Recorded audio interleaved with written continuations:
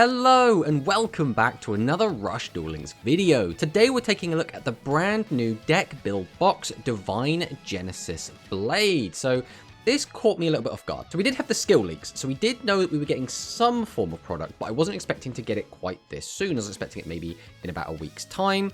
Give me a bit more time to farm up a few gems, so we haven't actually been able to go through this 3 entire times, but we've got 3 of all the most important cards. Now, there are only a handful actual brand new cards. There are 9 in total.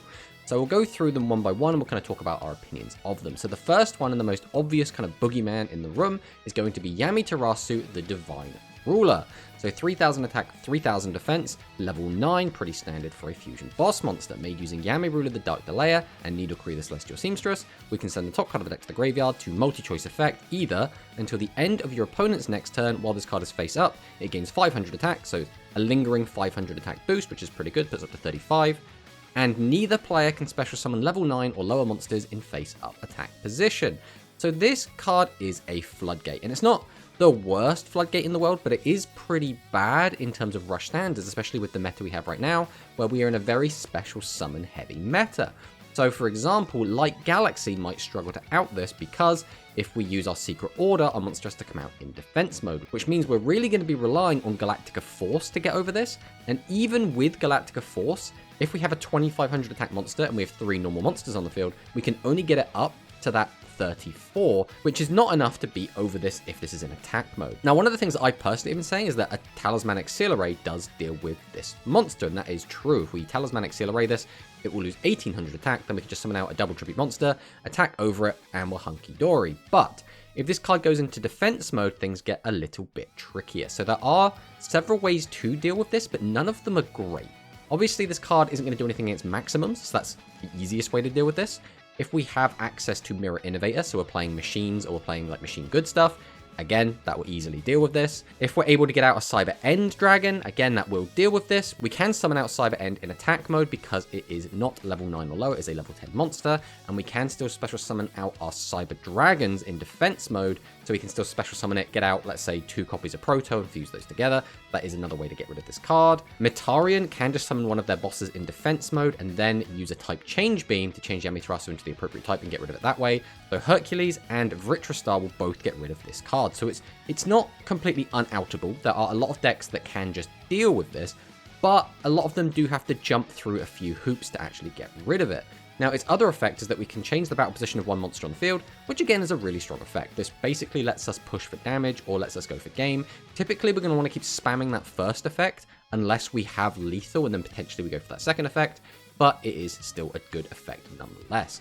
Now, notably as well, this is limit 3, which is pretty interesting because Yawy, one of its fusion materials, is also limit 3. So basically, it looks like we're going to be playing 2 copies of Yawy and 1 copy of Toasu, which might make the consistency of getting out this floodgate a little bit worse, which might be a soft way of balancing it. We have to get a little bit lucky, I guess, in order to actually get Toasu out. So it won't be the end of the world, and it won't be this really oppressive floodgate.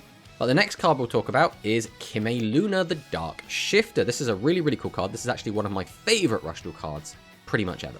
So it's a level 8, 0 attack, and that's pretty bad. 2500 defense, pretty good. Warrior monster. We can change the battle positions of up to 2 monsters on your opponent's field. Attack position becomes defense, defense becomes face-up attack. So notably, we can make face-down monsters go into face-up attack, which is very, very strong. And if you change the battle position by this effect, you can change the battle position of 1 face-up monster on your field. So the way that we would use this in the OCG would we would basically change our opponent's battle positions, either attack to defense if we couldn't attack over it, or we change defense to attack so we can get to our opponent's life points. Then Kimeluna will go into defense mode itself. But we have just got a new skill that will allow you to boost Kimeluna's attack equal to 100 plus its defense value that lingers during your opponent's turn, which means we can keep this in attack mode and have it as a 2600 attacker, which is really strong. That in itself was a pretty good effect, especially because the effect to change battle positions isn't restricted to only being level 8 or lower, which means we can change fusion monsters to defense mode as well. And notably, Metarian fusion monsters have 2500 defense. We can boost Kimeluna's attack to 26, change those monsters to defense, and then attack over them, which is pretty good. But that's not all. We also have Toasu, the Divine Luna, who is made using Kime Luna and Needlecree the Celestial Seamstress. We can either add one monster with 0 attack from our graveyard to our hand, so when we make this, we know we'll have the Needlecree in the graveyard, it's got 0 attack. We also know we'll have Kime Luna in the graveyard, which have 0 attack, so we can grab either of those. But more importantly, we can destroy up to 2 defense position monsters on your opponent's field. So what this means is, we can summon out Kime Luna, change 2 of our opponent's monsters to defense mode, fuse it off into Toasu, use Toasu's effect, and pop those monsters, which is really, really good. So Toasu, in a lot of ways, might actually be better than Yawy. We'll have to keep an eye on this card going forward, especially since it doesn't have any restrictions on it. Next up, we have a Talismanic Master. These are the Talismanic Warrior Fusions, and this is Doma. So it's a level 8, so it doesn't get that level 9 built-in protection. Only has 2500 attack, so again, it's okay. It's not great for a fusion monster, but it's made using Saka Kaz and Karatake. We can send the top card of a deck to the graveyard. This card gains attack equal to the number of cards on your opponent's field times 200. So this is always going to cap out at 7 cards if your opponent has a full field, including a field spell.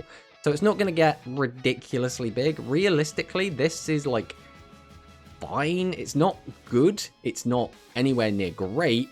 But if you would be playing the material anyway, so if we're playing Saka Kaz and Karatake anyway, I guess you could use this, but I realistically don't see much of a reason to put this in your deck at the moment. And then there is Saka Kaz, one of its fusion materials. So if you have a face-up warrior type monster other than this card on your field, you can shuffle monsters from your opponent's graveyard into the deck up to the number of spell traps on your opponent's field. So this card did see some side deck play in the OCG to specifically mess with decks that were very, very graveyard reliant. And I don't expect this card to do too much right now. Again, this is a card that probably will be a lot better in the future, but as for right now, realistically, I don't see a reason to play this. And then there is the Sports Dragon Closer. We did expect to get this when we did see the leaked skills. It's not particularly impressive. Level 7 for a 2200 guy that can gain 2000 attack. If your opponent has an attack position level 9 or lower monster and you pay 3000 life points, it does gain that trap protection if we have 8 or more monsters in our graveyard, but still not very good. I don't expect this card to see any play. It'll probably be part of a gimmick deck that some people will try and make work, and if anyone can make this work, hats off to them. I'm not really expecting much out of this card. Then there is the Needlecree the Celestial Seamstress, which is again just our vanilla. It's a fine body, 1400 defense is okay, but primarily we're just going to use this to make our fusions. And then we have Sports Dragon Connection. So this is a bit of a weird card. Special summon one level 5 to 6 dragon type normal monster from your hand or graveyard face up to your field. So this is kind of like a bad version of Secret Order that has to be locked to 5 and 6 dragon normal monsters.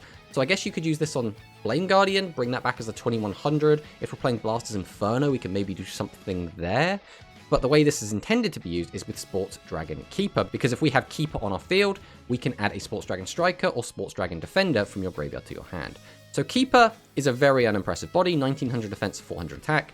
It's just kind of bad, but we can then add either Defender, which if we have Sports Dragon Keeper face up on your field in attack position, we can send a card from our hand to the graveyard to change an attack position Sports Dragon Keeper on your field and one attack position monster in your opponent's field to defense. So this is a lot of hoops to jump through to change one monster on your opponent's side of the field to defense mode.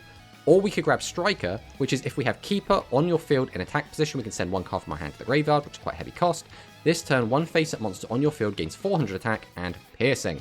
So our highest attack monster at this point is going to be the Striker, who would gain 400, going up to 17, and then gain piercing. Now we do have the new skill, which can boost a monster's attack by 900, but even then, that's not particularly impressive. So I'm not expecting Connection to do anything with the intended use. There will probably be a kind of gimmick Sports Dragon deck that people will try to put together, but I'm not expecting it to do anything. We'll have to wait and see.